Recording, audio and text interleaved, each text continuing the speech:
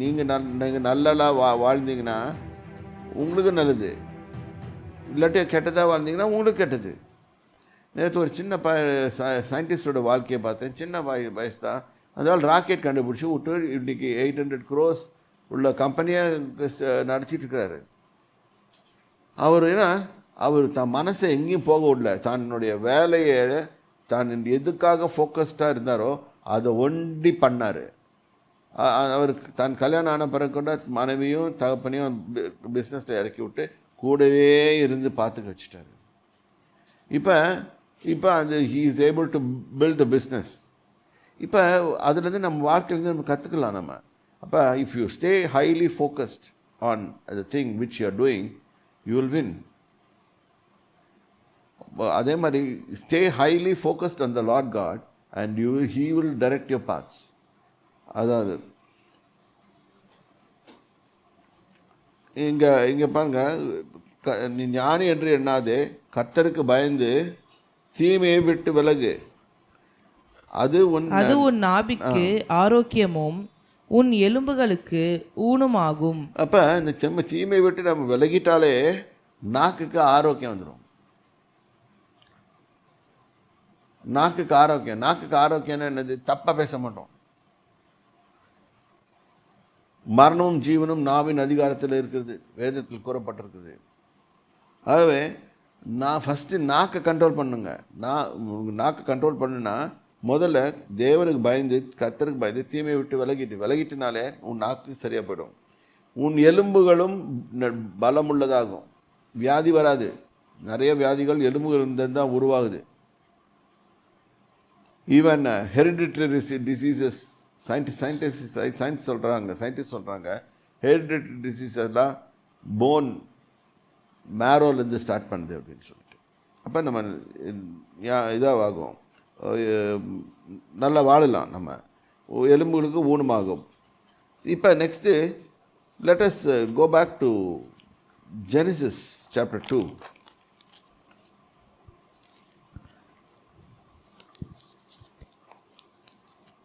இப்போ ஏன் இதெல்லாம் படித்தோம்?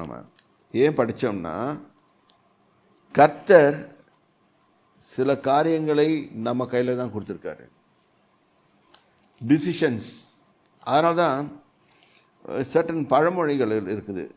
Your decisions decides your wealth, your decision decides your future, your decision decides your everything. If you take a rightful decision, you are going to do it rightly, everything right. If you do wrong decision, take a wrong decisions, everything is going to fail. இதில் தோல்வி அடைஞ்சிட்டு அழுதுட்டு இருக்கிறதுக்கு நேரம் கிடையாது நம்மளுக்கு. இப்போ ஆதாம் என்ன பண்ணாருன்னு பார்ப்போம். 2ஆம் அதிகாரம் 15வது வசனம். ஆதியாகமம் 2ஆம் அதிகாரம் 15. தேவனாகிய கர்த்தர் மனுஷனை ஏதேன் தோட்டத்தில் அழைத்து கொண்டு வந்து அதை பண்படுத்தவும் காக்கவும் வைத்தார். அதை பண்படுத்தவும் அதை காக்கவும் வைத்தார். பாதுகாத்துக்கோப்பா, நீ காவலாளியே வைக்கிறவன, காவல்வாளி நீ என்னுடைய ரெப்ரசன்டேட்டிவாக அங்கே இருந்து அதை பாதுகாத்துக்கோ. இன்றைக்கி நமக்கு பூமியிலையும் வைத்து நம்ம என் ரெப்ரசன்டேட்டிவாக இருந்து நீ அங்கே வெற்றிகரமாக ஜீவி. இதுதான் கர்த்தர் நம்மளுக்கு கொடுக்குறது. காவலாளியாக பார்த்துக்கோ. காவல்னா வாட்ச்மேன் நினச்சிக்காதீங்க. வாட்ச்மேன் இல்லை, he controller of everything. He controls. So he can decide what can be done, what has not to be done. Everything God gave control. இது பாருங்கள், இது முதல்ல அவருக்கு இந்த ஏதேன் தோட்டத்தில் உருவாக்கிறதுக்கு முன்னால் நதிகளை கொண்டு போய் வைக்கிறாரு. ஏன்னா அவனுக்கு தண்ணிக்கு தாகம் எடுக்கும், அவனுக்கு தண்ணி குடிச்சிக்கலாம். ரெண்டாவது அந்த நதிகளுக்குள்ள பொண்ணை வைக்கிறாரு, ஏன்னா அவன் வியாபாரம் பண்ணிக்கலாம். ஸோ எல்லாமே தேவை, அவர் மனுஷனுக்கு தேவையானதை கொண்டு போய் அங்கே வச்சுட்டு தான் ஆனால் நீ கண்டுபிடி. இப்போ I am leaving everything the choice to you Adam, you do it. பொண்ணு நல்லது, ஆனால் நீ கண்டுபிடி.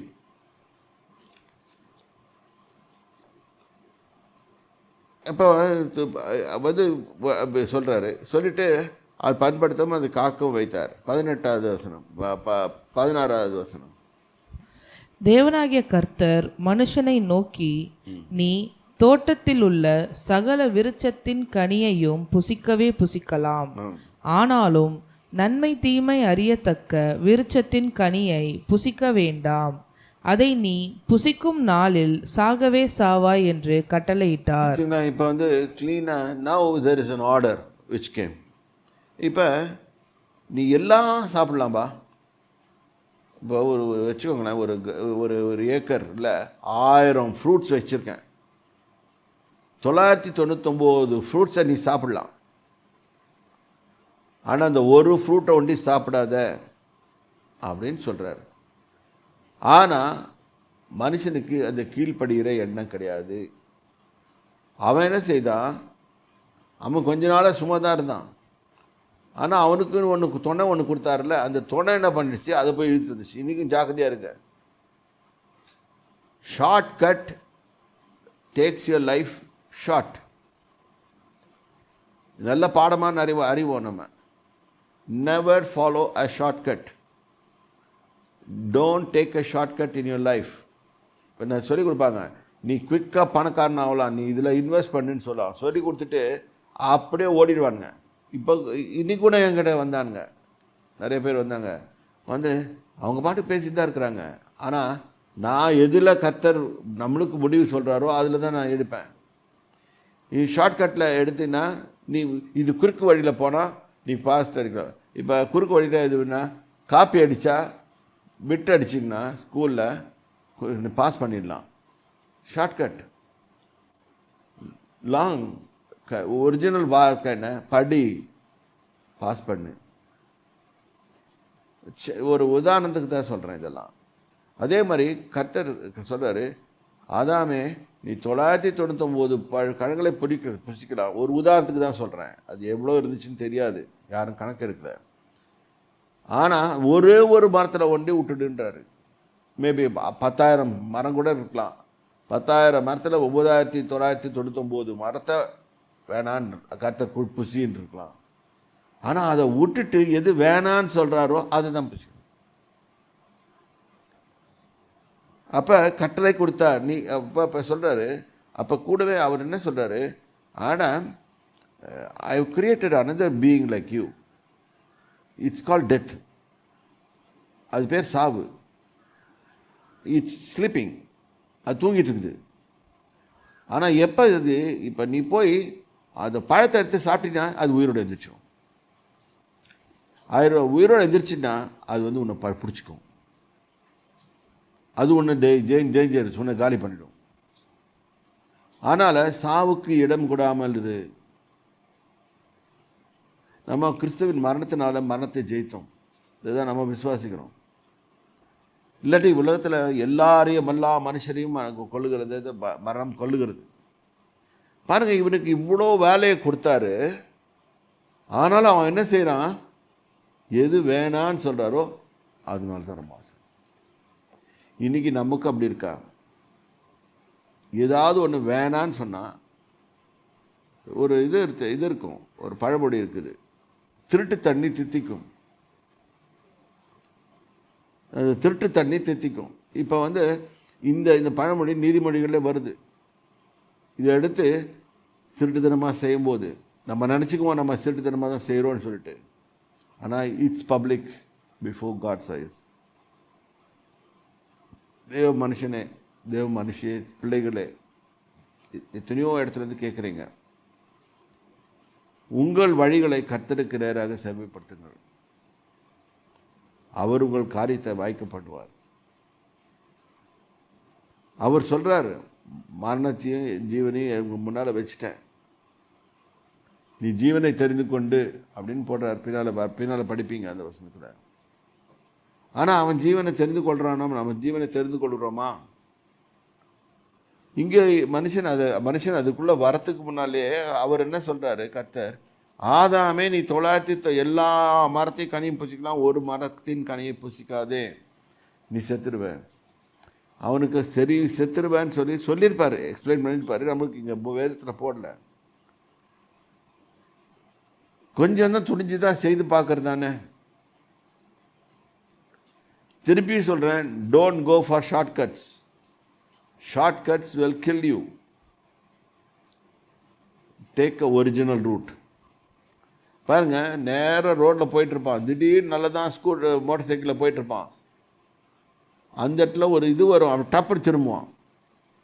அங்கே திரும்பாதான் போலீஸ்காரங்க மாட்டியிருப்பாங்க, போர்டு மாட்டியிருப்பாங்க. அந்த இடத்துல திரும்புவான், படான்னு எதிர்க்க ஒரு வெஹிக்கிள் வந்து அடித்து செத்து போயிடுவான். இந்த மாதிரி தவறுகளை நானும் செய்திருக்கேன். நம்ம தான் ஜாக்கிரதையாக இருக்கணும், எப்படி நடக்கணும், வாழ்க்கையில் எப்படி நடக்கணும்னு சொல்லிட்டு. இந்த ஷார்ட்கட்டில் போகிறதுக்கு எத்தனையோ ஐடியாஸ், எத்தனையோ பேர் ஐடியா கொடுப்பாங்க. அந்த ஐடியாவை கேட்காதீங்க.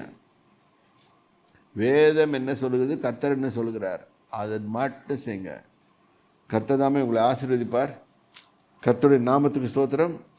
கர்த்தர் உங்களை ஆசீர்வதிப்பாராக. தாப்பனே, உங்களை நன்றியோட ஸ்தோத்தரிக்கிறேன். சொன்னாங்க, இயேசு கிறிஸ்துவின் நாமத்தினாலே உமது பாதுகாப்பு வருகிறோம். வேத வசனத்தை வாசித்தோம்.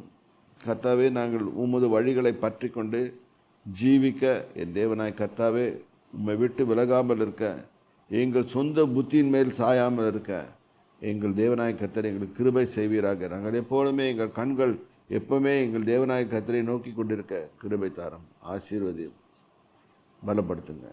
இயேசு கிறிஸ்துவின் நாமத்தினாலே ஆமென்.